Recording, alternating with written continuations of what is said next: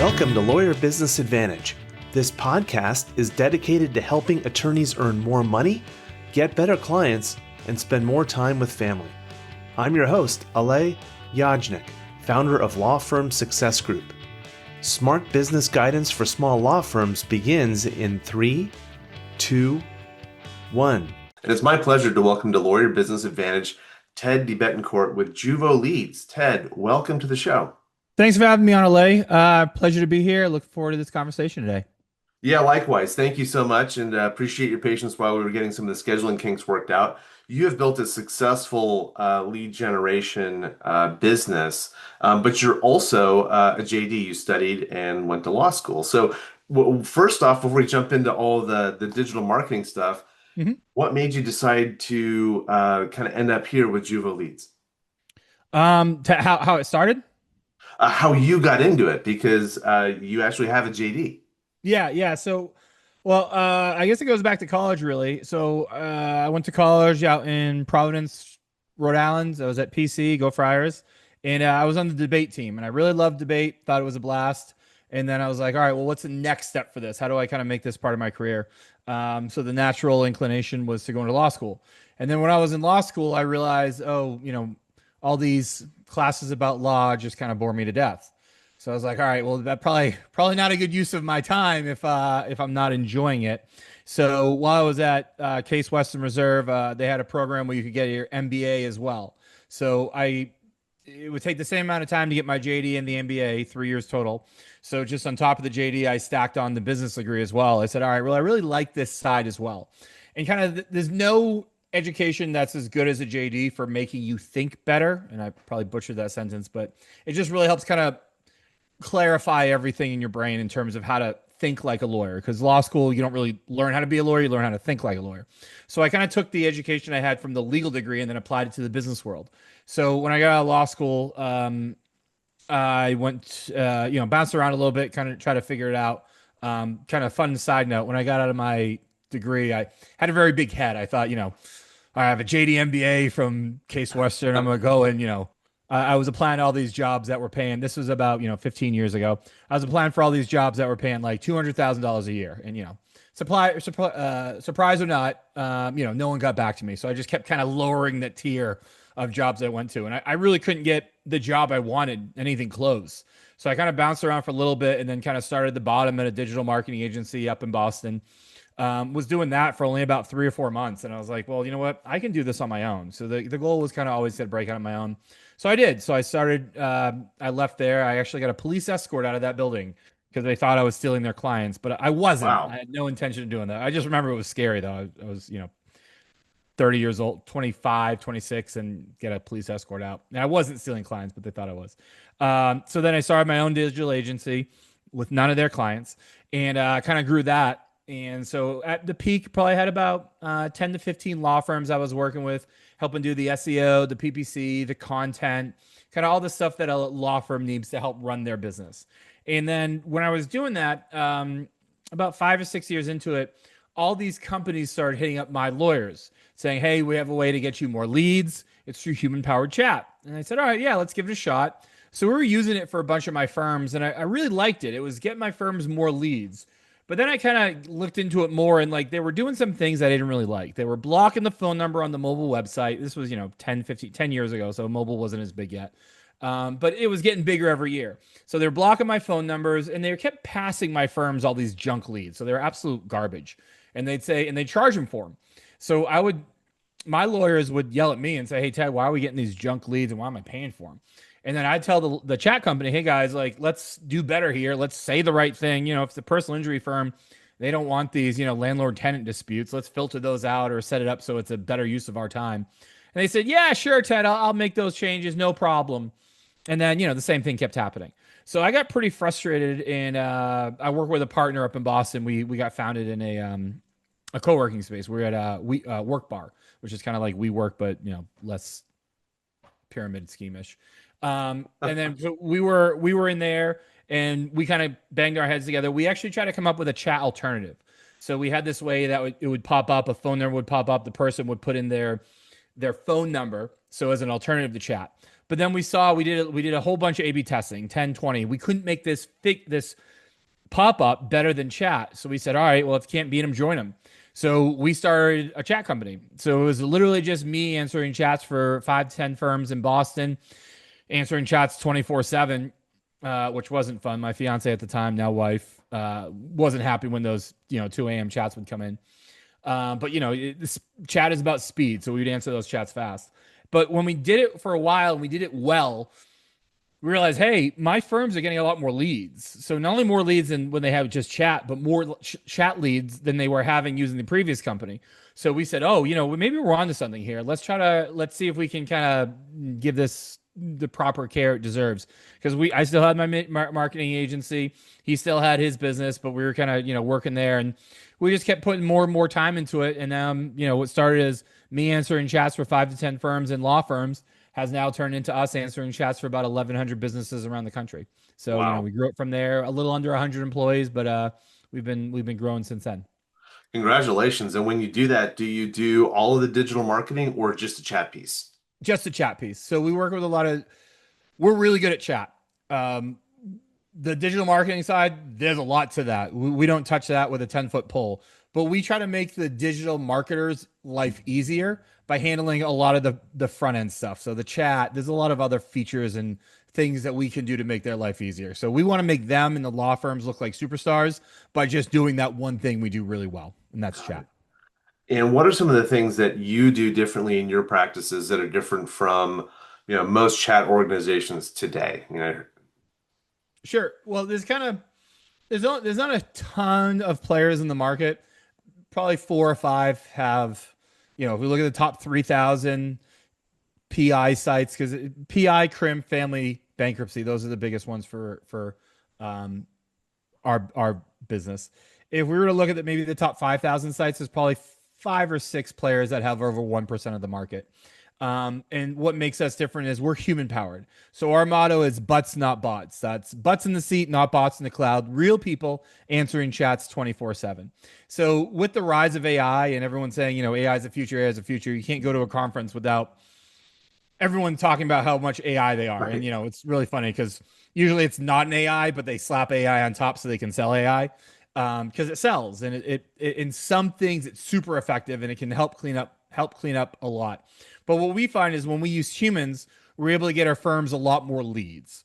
Because what we see is that 62% of the chats when someone goes to the website is a person has a problem. They want to know they're in the right place. If they've been in a car accident, they're going through a divorce, someone they know has been arrested. Yes, I'm very sorry for what you're going through. They want to see that empathy. They want to have someone relate to them. They want to get told you're in the right place. We can help you. What all the other chat companies that do with AI is it's sort of AI, but it's not really. It's not like a conversational AI. It's more like a mini form you fill out on the website. But no matter where they go on the website, they don't know if they're actually in the right place. If someone's never hired a personal injury lawyer, a criminal defense lawyer, a divorce lawyer, a bankruptcy lawyer, they don't know how it works. They don't want to figure out how much is this going to cost. And, with PI, it's free. They get a piece of the back end. Or contingency basis. So they want to have these simple questions answered to be reinsured they're in the right place. And by building empathy with them, we're able to get some trust. Then we're able to have a much deeper, engaging conversation. And those chats convert into cases at a much higher rate when using human-powered chat versus an AI solution. God, it makes a lot of sense having, I use AI pretty much every day now, and I would have a really So do I. tough time wrapping my head around taking my customer experience, my client experience, and giving that to an AI chatbot. As good as they are, they're not there yet. They might be in the Yeah. future, but they're not there yet for sure. Yeah. When you look at, with clients that do, all digital marketing and, for the firms you work with, they do, where does chat kind of stack in terms of their sources of clients? Usually about a third is what we see. So it really just depends on kind of how everything's running. But, our big thing is we always want to get people on the phone with these leads as fast as possible. We can even sign retainers through chat, and we often do. Or, and that's for the PI, for the bankruptcy, estate planning. We're literally booking appointments on their team's calendar. But even after that, we love to set up a phone call. So we screen the call, we screen the chat, make sure it's a type of lead the firm can help. Then we literally call the firm and put A and B together. There's nothing quite as good about than having the lawyer or the intake team talking to that lead. So we want to maximize the phone leads that our firms gets.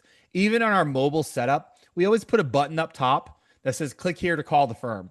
So we know when we put that button, it doesn't help chat, it doesn't help my numbers, but it helps the firm numbers. The more successful, more the cases the firm drives, the better we look. So we don't charge for those or anything like that, but we maximize the phone calls through putting the buttons on there, through passing all the chat leads directly to phone. So we want to maximize those. But phone leads is primary. Right after that should be chat leads. We're outpacing form submits from cases where they came in from forms by a large degree nowadays. Got it.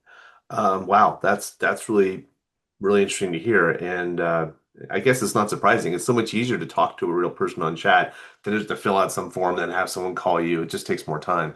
Yeah. Tell me a little bit about where your chat operators are based, and also multiple language support. That's really become a thing, especially out here in California. Yeah. We're fully fluent English and Spanish. We support other languages, but we use tools for that. But everything else, it's real people answering it. The thing about us is we're big on numbers. We're a data-driven company. Like right now, we're probably running 30, 35 A/B tests, testing different pop-ups, testing different scripts, testing us against no chat, testing us against other chat companies. So we're really data-driven because we know if we can prove we can get 5, 10, 15% more leads through tweaking some pop-ups, doing things a little bit differently than the competition, we can really get our firms a meaningful different cases. 15%, 20% might not sound like a lot, but when you're talking about, hundreds of leads through chat, 15 to 20% with $1 million cases, that's significant improvement. So we love showing that data. So since we're so data driven, every chat that comes in is manually scored and graded by our human powered team. So we have the chat team, we have the chat auditing team, we have the scripting team. So all our chats are graded on a 12-point scale, and our agents are hired, fired, promoted, demoted, and bonused based on how fast and how well they answer. We have team members that are both here in the US and here in the Philippines, but it's really just about the score. There's no really scoring difference between our Filipino team and our US team. And they speak, in the Philippines, they speak English as well as you and I do, even on the phone. But since we're not using phones, even if they did have an accent, it wouldn't matter because we're all chat. Right. So stepping, one level beyond this, and you integrate really well with your law firms and their marketing companies. So I really want to get your take on this. One of the issues we see a lot is the leads come in to the law firm, but they don't close. And they don't close because the law firm's intake team isn't trained on how to do that.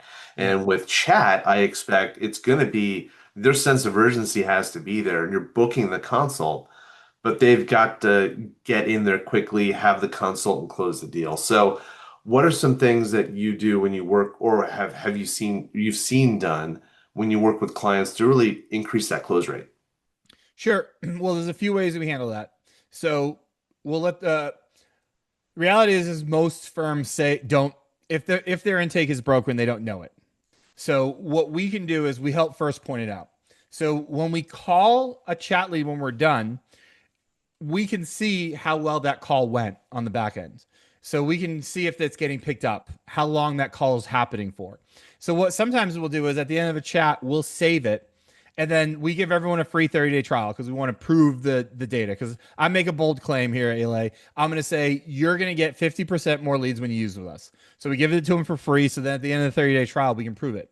But then at the end of the 30-day free trial, we sit down with them. We say, we sent you this many leads. Here's how many retainers we signed for you. Here's how many consultations we booked.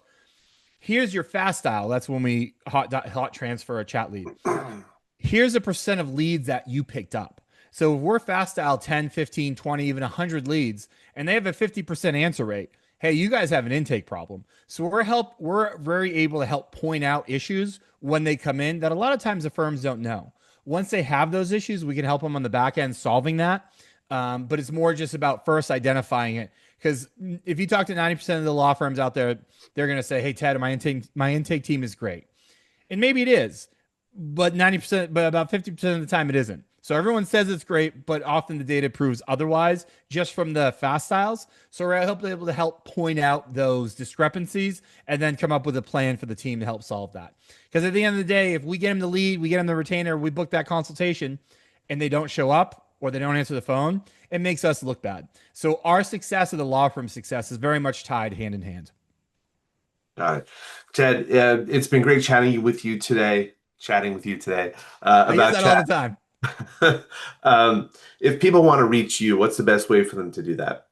Well, go to Juvo, Juvo leads, leads.com and start a chat in our conversation. See us in action, see what we can do, and set up a consultation through our chat with me, and I can show you how everything works. I love that 30-day free trial. And what does the setup and startup look like? Sure. As soon as the sign up comes in, well, first we sit down in the meeting, show you how it all works. Then we write chat scripts we think you want, sit down with you for about 20, 30 minutes, review everything. Once you give us the thumbs up, we give you the code, get the integration all set up on the CRM, push through a test. We're live for 30 days. Then at the end of the 30-day trial, we review everything and have you tell us what you think.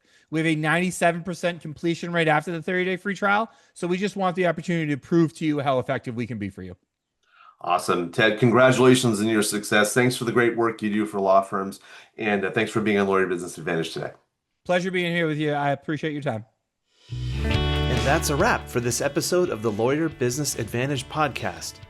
One thing that would really help both us and other new potential listeners is for you to rate this show and leave a comment in iTunes, Stitcher, or wherever you tune in to listen. And I want to hear from you. So connect with me on LinkedIn and let me know what you think of this episode.